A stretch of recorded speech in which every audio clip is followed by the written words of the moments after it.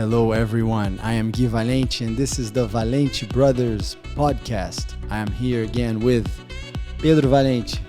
Thank you for being here one more time. Welcome. And Joaquim Valente. Hello everyone, happy to be here. Once again, thank you so much for your support. Please remember to like this video, to share it, and to turn on the notification bell.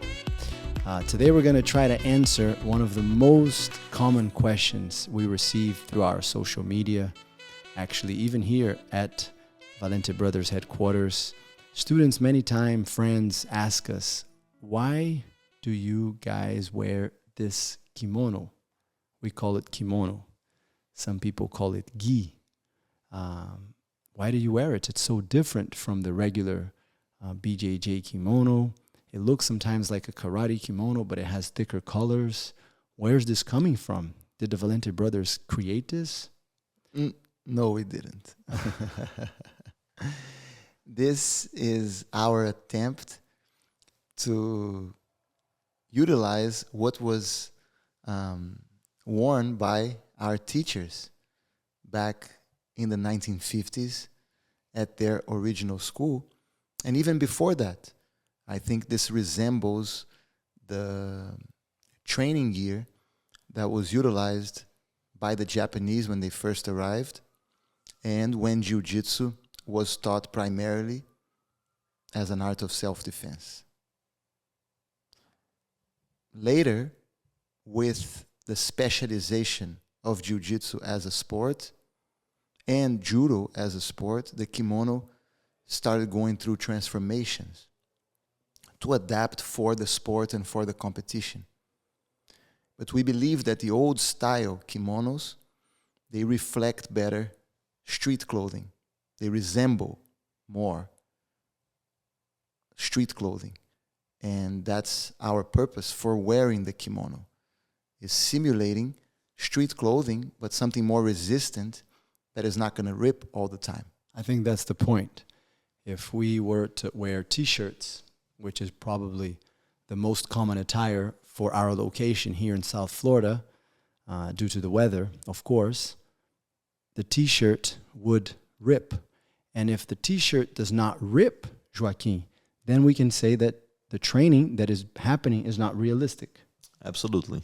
And I think if you consider climate and you consider all different types of environment that you could find yourself in, the kimono that we use is the one that is more, in the middle, because we don't have such long sleeves, which would replicate always wearing a long sleeve jacket or something like that. But it's also long enough that you could simulate that if you are in that kind of environment. And same thing goes for the pants. It's not too long, it's not too short.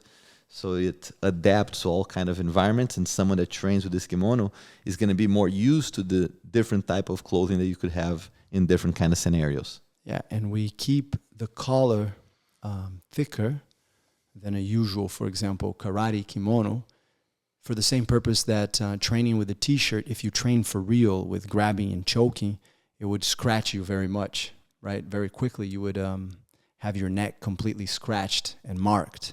But the thicker collar actually is there without, of course, any exaggeration, with the objective of making grips difficult, which we saw how the evolution of BJJ kimonos, it happened in a way where many times practitioners were asking factories and different kimono gi manufacturers to produce kimonos in order to make gripping more difficult. So the objective is actually to protect the neck while still creating a very realistic scenario. But Pedro, let's also talk about the name, because here at Valente Brothers, there's a very old joke. I teach usually what we call the no kimono class instead of the famous no gi class. And often students think that it's because you cannot have a class called no gi with gi teaching. So thank you, Joaquim. That was good. Even though it's a very old joke. But the point is that really the reason why we don't use the term gi instead of kimono? No, actually, if you understand the Japanese language, the kanji characters that define this word, and as you know, we love to explore the kanji characters. We talk a lot about Jiu-Jitsu and the meaning of each character. So when it comes to kimono, there are two characters. Ki, which is the first one, which means wear, something that you wear. And mono means thing. So kimono, wearing a thing that you wear. Right? So you have two characters. The first one is for clothing, and then mono just means a thing. So kimono was used before the Meiji Revolution, before Japan became westernized and Japanese people started utilizing Western clothes. Kimono was the word for clothing, for regular clothing that people wore in the streets. And at that time, when they trained martial arts, they wore regular clothing to train so that it was realistic for the street. So they wore their kimonos. Eventually, they started wearing a keikogi. I don't know if Jigoro Kano was the first one to use it or to recommend it, but he was the one that made it popular in Japan and then around the world. Sometimes it's called keikogi, sometimes it's called judogi. In karate, they call it karate-gi. So what is gi? Gi is ki, kimono, gi. Because in the Japanese language, there's something interesting that depending if the character is in the beginning of the word or in the end of the word, it's pronounced differently. For example, how do you say hip in Japanese? Goshi. But how do you say it when you say the Yeah, koshiguruma. Koshi. So it would be koshi. because it's the first, Correct. it's with a K, koshi. But if it's o goshi, which is second, then it's a G. Because usually these are compound words. Correct. So when you have kimono, the ki is the first character. So then you pronounce it with a K. But when you say keikogi, keiko means training. Training where? Then it's the second character. So it's pronounced with a G. Gi. Keikogi. Judogi. As you said, a compound word. So in judogi, 3 characters. Ju, do, gi. Since it's the third character, it's not the first, it's pronounced with a G. So what am I? Harai, for those of you that know the Throwing throws with the judo Japanese terminology, harai goshi, o goshi, like you said, and then koshiguruma, Koshiwaza. koshiwaza. Right? So kimono. So the interesting thing is this. Gi, when it's used by itself, should be ki, not gi. Gi is when you say judogi or dogi or keikogi. So people just use ki. Oh, the gi. No, it's ki. Right? So we here utilize kimono. It could be Jiu-Jitsu gi. But we say kimono, which is the original way that that's how the Japanese were referring to the training wear when they first came to America, when they first came to Brazil. And in Japan. And actually, there are also some accounts that the history of the kimono comes from the fact that Japan went through a peaceful time, going back to history, as the constant state of civil war ended in Japan. Samurai began to practice jiu-jitsu, right, fighting techniques, and they removed their armors, and underneath the armor was the kimono. Correct. We don't know exactly if this is a precise, exactly account of what happened, but you see this, you read about it in different sources, and it makes sense. Yes. Like you said, you don't need your armor if you compare it to the military. It's the same, right, Joaquim? Yeah, it still applies today. If you see most of the military training when they're doing hand-to-hand combat, you will see them remove their armor and go into their fatigues, right? Whatever underclothing they're wearing, that's what they're going to use to train. And law enforcement as well. Of course, we believe for law enforcement, I think we need an episode to speak about law enforcement training and our relationship with that environment. But there are also instances that you will do specific training with your equipment, with your armor. So that you understand the limitations that armor will bring. And you hope that, you know, the advancement in the way that the armor is produced nowadays through technology and through materials, which actually they look a lot, like the armor that the samurai used to wear, not on the ability to be able to stop rounds, but as the ability to be able to give you mobility and to, have a dynamic approach. They're very similar, so that's actually something very interesting. Yes, And I also- remember. And go ahead. And also, I just wanted to say that Japan went through 250 years of peace with the Edo period, with the Tokugawa regime, the shogun. And the Edo period comes right before the Meiji Restoration. Correct. So in those 250 years, the use of the body armor became less important. And they were actually training jiu-jitsu, as you said, for civilian practice, for self-defense. And then it made more sense to train with the clothing that they would be wearing when they were in a confrontation. Joaquim said something about how the equipment, the armor, is connected to the evolution of how, of course, technology, but how the techniques are practiced. And I think this is a perfect time for us to actually talk about how the kimono, the Jiu-Jitsu kimono, you can also say the BJJ kimono, and there are differences, and we can discuss them also, how that happened and why the Jiu-Jitsu kimono, or what is referred to as the BJJ kimono today, that has to respect, be in line with guidelines from the sport federation, how did it come about? Yeah, I remember initially in the 1980s, because this kimono that we wear is thinner. And when you're practicing for self-defense, I believe it's ideal. But when you start training for tournaments and you try to get an advantage over your opponent through the use of a more tailored kimono, then you're going to start modifying it. And that's what happened. So initially, I remember jiu-jitsu practitioners would use judo gis. Once they started to move away from the traditional kimono that was produced and even made available by the Academia Gracie? Academia Gracie, Yes, by Grandmasters Hélio and Carlos Gracie, correct. They that would provide the kimono, wash the kimonos. Correct. And so I think the name of the kimono was Campeão.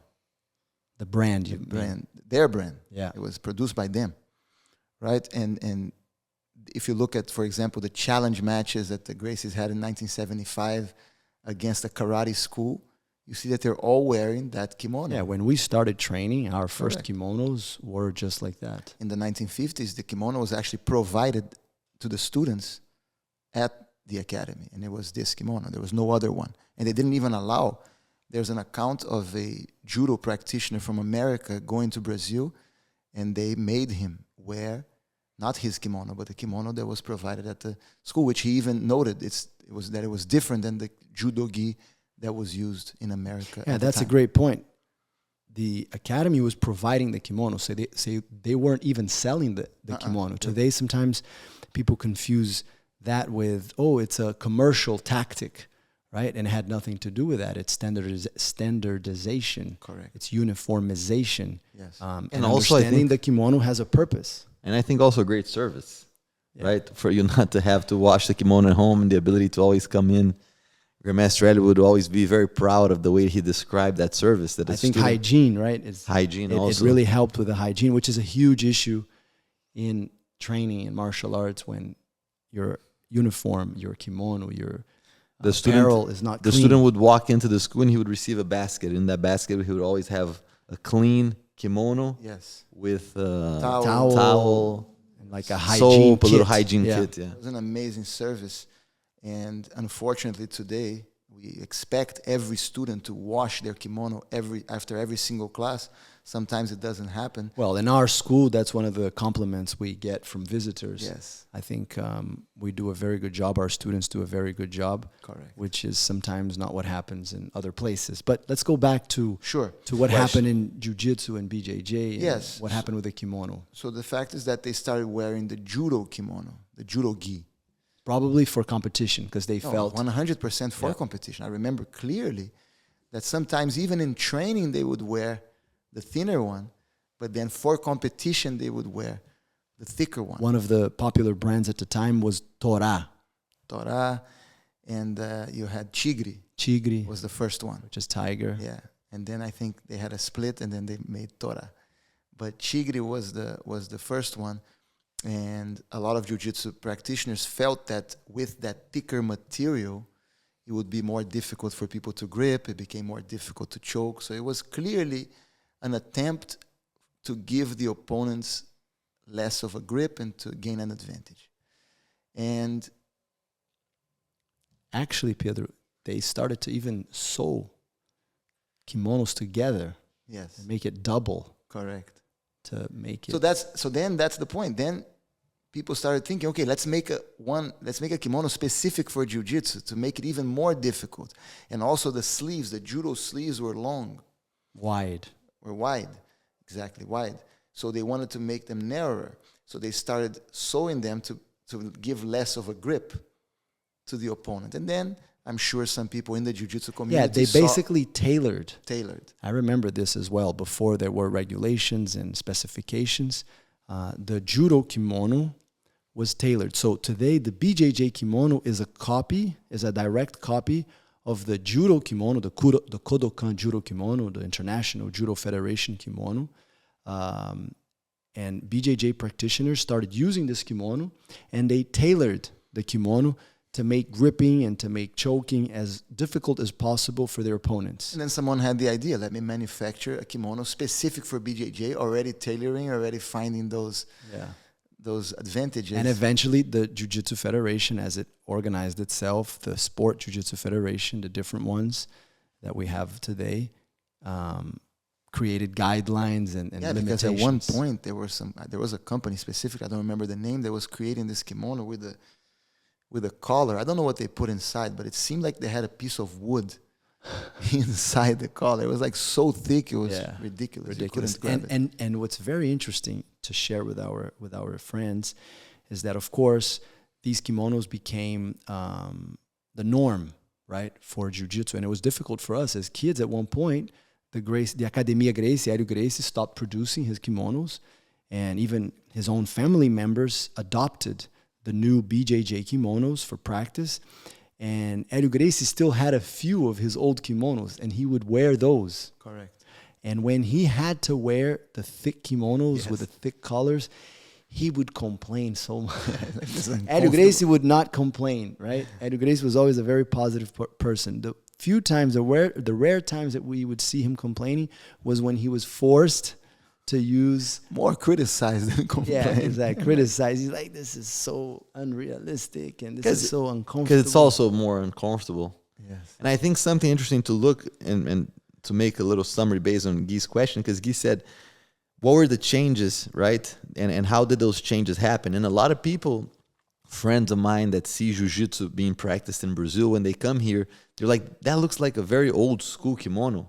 Why don't you guys use the kimono that was evolved, right? The kimono that has, the more modern approach. And it's exactly through this explanation that all of you just heard, the reason why we don't, because that's specifically designed for competition.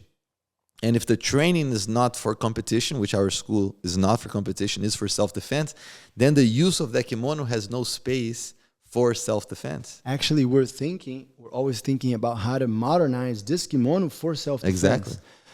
And how do you modernize? By understanding how clothing is worn today and making it as similar as possible. One interesting fact that I think would be good for our friends to know, I think Carlos Gracie, maybe once when he was in his 90s already, and I'm not sure. I think he only wore a sport jiu-jitsu kimono, a thick kimono, weaved. I think people sometimes call it weaved kimono. I think only once in his life, if he wore it. Yeah, I saw a picture of him, and he was older, and the collar's like pushing his neck. You can clearly see that it's a more uncomfortable kimono. I've seen a picture, but that's obviously something that he probably wore a few times to take a picture. And what Joaquim just said is very important, because one could say, well, but clothing has been modernizing. Yeah.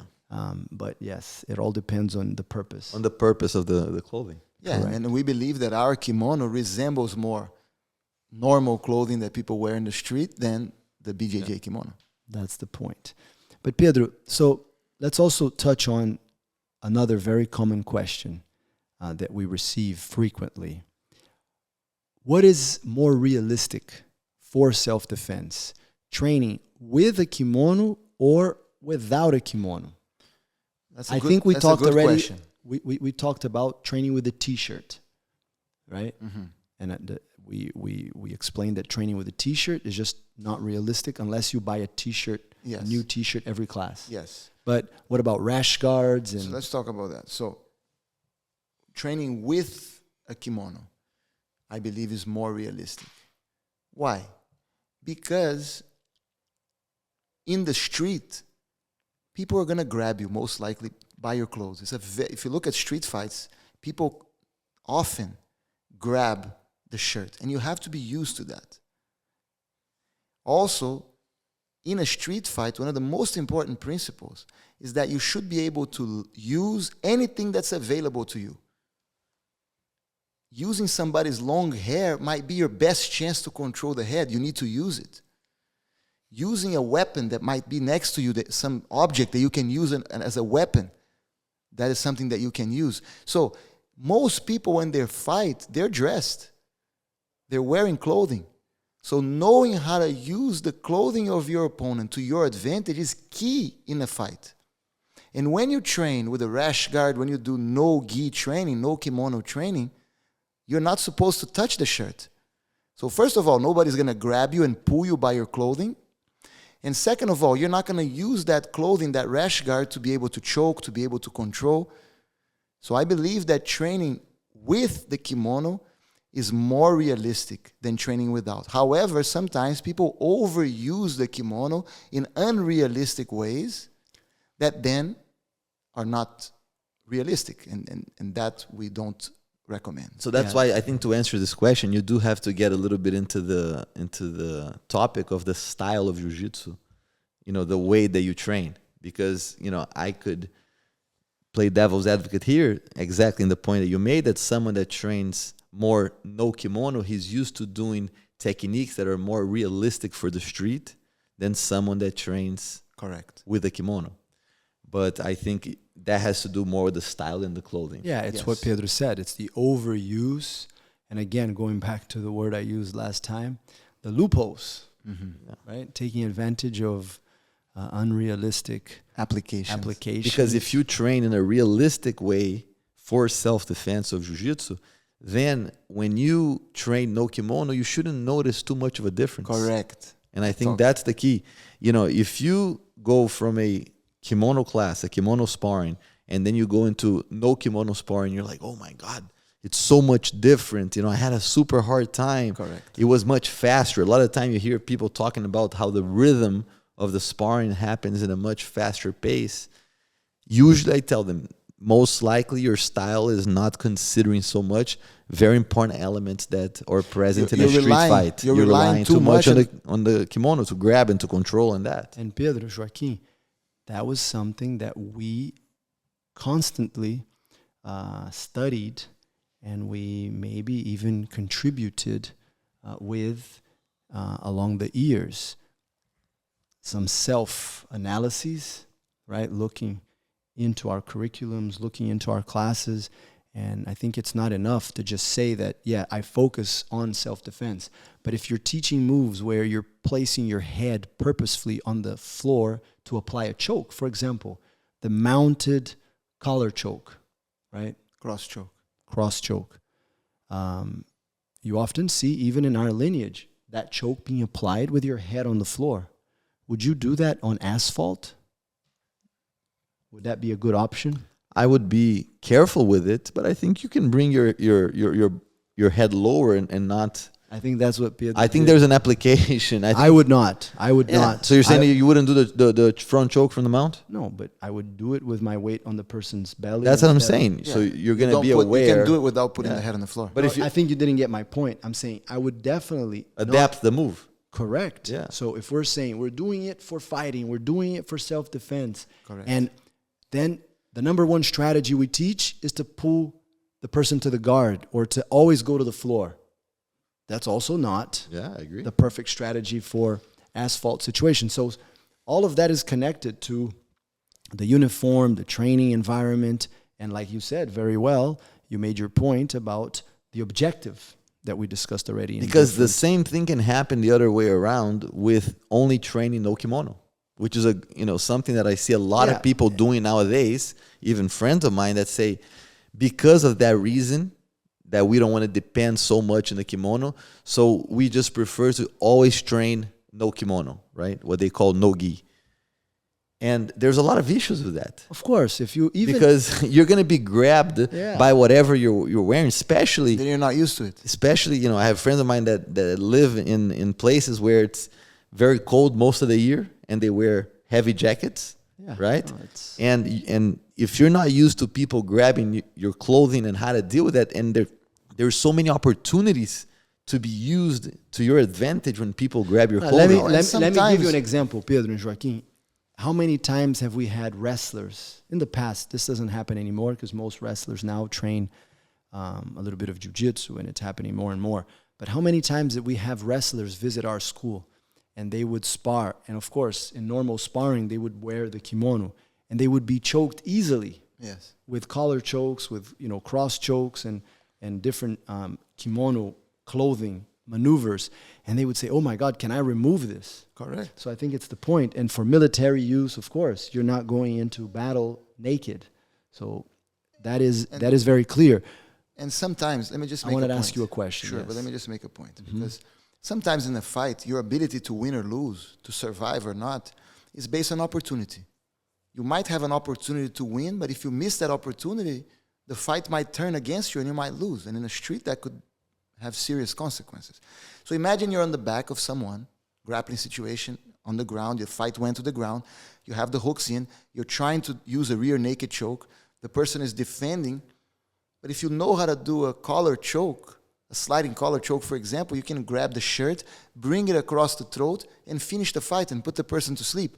However, if you never train that, you're going to miss that opportunity. Yeah, I believe, I agree with you 100%, but I believe the issue is more defensive than offensive. I think that if you don't train with a kimono, you are missing out on so many different scenarios that could happen to you that could actually put you to sleep. People grabbing you, unconscious. You. Yeah. So, but let me ask you a question, because I think that's where the confusion comes from. For MMA, Joaquim, it is better to train without the kimono. 100%. 100%, because that's their sport. Because that's a controlled environment, and you know exactly how the attire of that fight is going to be. No, but I think we have to just make sure that we're always coherent, right? I see today some BJJ instructors saying that no, they disagree, that even for MMA fighters, they should also train with the kimono. Yeah, I don't think so. Yeah. If your objective is MMA, if your objective is submission wrestling or grappling, take the kimono off. Take the kimono off. Don't wear it. Correct. 100%. We wear kimonos because in the street, most people are wearing clothes. Unless you're planning to only fight when you're at the beach and not wearing a T-shirt, or maybe in other environments where you might be I saw an interview. Naked. I saw, I think, an interview of someone saying this not too long ago. And what he was saying, I think, has to do much more with a motivation and maybe even discipline. Because what he said is that when you put people to train no kimono, the training becomes way too fast and people don't become so technical. So that by putting the kimono on, then the person will actually learn the technique and take technical classes. And I think, we have a great example here of a no kimono class that only has sparring in the end, and the beginning of the class is very technical and people can learn the techniques like that. Yeah. Let me just say something real quick. So going back to the joke, right? So on Friday, you were not here. Guy was not here. So I told the class, today, it's really no Guy, because Guy's traveling. So, and I asked them, I said, look, why do we have a no kimono class here? And I didn't really get the answer that I was looking for. And what is my answer? Because sometimes you might fight someone who's not wearing a shirt. And then you have to be prepared for that type of situation. You don't want to think that without a shirt, you're not able to fight. Sure you are. But in the vast majority of situations, the fights will happen in a situation where someone is dressed. And let me say, this conversation that we're having here, this debate, is not new. Looking back at the history, when the Japanese first introduced Jiu-Jitsu in the Western world, their main opposition was wrestling. And wrestling obviously is a sport where you train without any clothing. And in the challenge matches, most of the Japanese fighters would not accept to fight with a naked chest, with a bare chest, without wearing a kimono or clothing. Because they explained, they said, our technique, our art is for self-defense. And in the street, people always wear clothing, so it makes no sense to fight naked. In fact, the first prominent challenge match that the Gracies had in Brazil was against a capoeira team in 1931. And Carlos Gracie, who was the manager of the team, refused for the fight to take place with the capoeira guys not wearing a t-shirt. He forced them to wear either a kimono or navy fatigues. Well, but they wore navy fatigues. No, I'm just telling you the history that back then the jiu-jitsu practitioners, the jiu-jitsu teachers made that argument that in order to make the fight more realistically, clothing should be worn. Okay, you don't want to wear the kimono, don't wear the kimono. Then wear navy fatigues.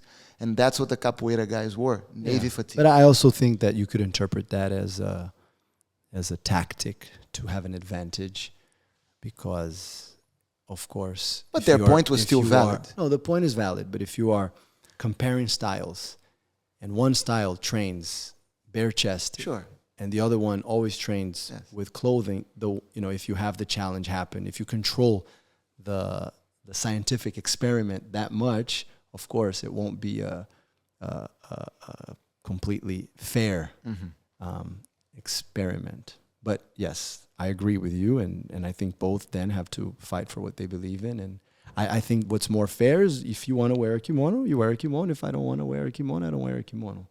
Because you always have the possibility that, which happens sometimes in challenge matches and duels, which we don't recommend our students to be in, right? Where one person, let's go outside and let's fight. And back in the day, especially in Brazil where the climate is very warm, you remove your t-shirts and you fight bare-chested. Correct. So I also think, let me just add one point, that the reason why we train, which is pretty much what you said, but just to make it very clear, the reason why we have a no kimono class, and we believe a no kimono class is important within a training program, our method of self-defense instruction, is also because it allows students to specialize and to practice more the techniques that don't rely on the kimono. Correct. So it's not just that they will possibly fight without the kimono, but they will also develop those techniques and not just rely on the techniques that make use of the clothing. No, and I think Joaquim made this point, but I want to make it again, and because I think it's important. Obviously, no kimono training could be more realistic than kimono training, depending on the style, depending on what you're doing. Right? Sometimes the kimono training becomes so unrealistic with unrealistic grips and uses of the lapel, wrapping it around the body. It can become so unrealistic that when you remove the kimono, it becomes more realistic. I know, I understand that. But I think, as Joaquim said, the kimono is not the point. Correct. Wearing the kimono or not wearing the kimono. Because back in the day... It's what you do with it. Back in the day, what was more realistic? Jiu-Jitsu, old school, or we call it pre-old school Jiu-Jitsu, right? Which we refer to the 1930s, our lineage of Jiu-Jitsu, 1930s, where they practiced with a little kimono. Was that more realistic?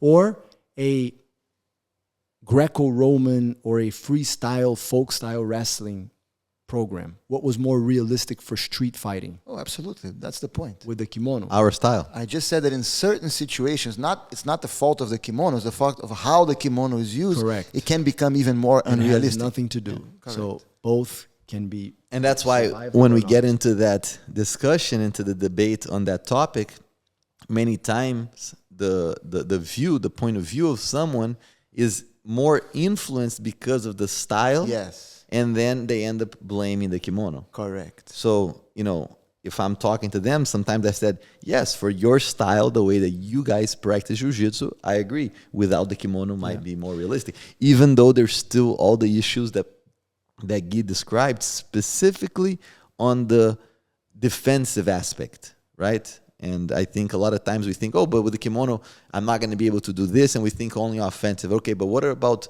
what people can do to you? Yeah, and this has a huge application when we talk about military training. We know we're not getting into that because the armor that you wear, your plate carriers, has handlebars. I always tell it to people. It's They have handlebars? Well, they have the way it's designed. Correct. Those you could use those as a grip. The connection Some of between our the law back enforcement plate, students have even mentioned that. between the back plate and the front plate, it creates the perfect opportunity for you to use those handlebars for you to be able to move someone from side to side, to be able to bring someone to the ground, to be able to control someone, to pull you from the back. So those points of vulnerability have to be looked upon when you think of your defensive, clothing ability based on your clothing. Yeah. Anyways, I think that this is important for us to share with our friends. And let me say that the Valente Brothers Kimono is a training equipment based on what we used when we were children, that we received from our teachers, Grandmaster Hélio Gracie specifically. And the reason why the sleeves are shorter is so that we can strike better. The reason why the pants are a little baggier and also a little bit shorter so that we can kick better. Our jiu-jitsu incorporates the 5 elements: the defenses against the surprise attacks, striking, throwing, grappling, and of course the philosophy. So this kimono is a representation of that system. Yes, and we're staying true to our teachers. A lot of times people ask me sometimes when I go visit other schools, they tell me, oh, what is this short sleeve? Is it karate? And I'm like, because most schools have Grandmaster Hélio's picture on the wall, that same famous picture of him holding the belt, his belt. I'm like, look at the picture. Correct. Look at the length of his sleeve. Yeah. And then they smile and they Now it's interesting realize. because people, they've seen this kimono for so many years that sometimes they come to Miami, they're like, can I buy this kimono? I train in a different school. And I'm always like, look, you can, but most likely this is not going to be a kimono approved Yes. at your school, because if you train BJJ, then the kimono has evolved for the rules and for the purpose of sport. So I don't recommend you buying the kimono because you're not going to be able to wear. And some people say, no, I just want to buy one and keep it in the house so I can use it at the house. And I remember one of our students actually asking us that, but why are you going to make a kimono that you can't sell to every single person that trains jiu-jitsu? With the Valente Brothers name, you guys could make so much more money. And, well, that's not our mission. So, any other points, No. Pedro? That's it. I think it's a very important conversation, and it gives a different perspective, because a lot of people say, no, training without the kimono is more realistic for the street. I think most people think that, and I think this conversation really clarifies some of these points. I agree. Thank you so much, and we will see you very soon. Thank you. Thank you very much.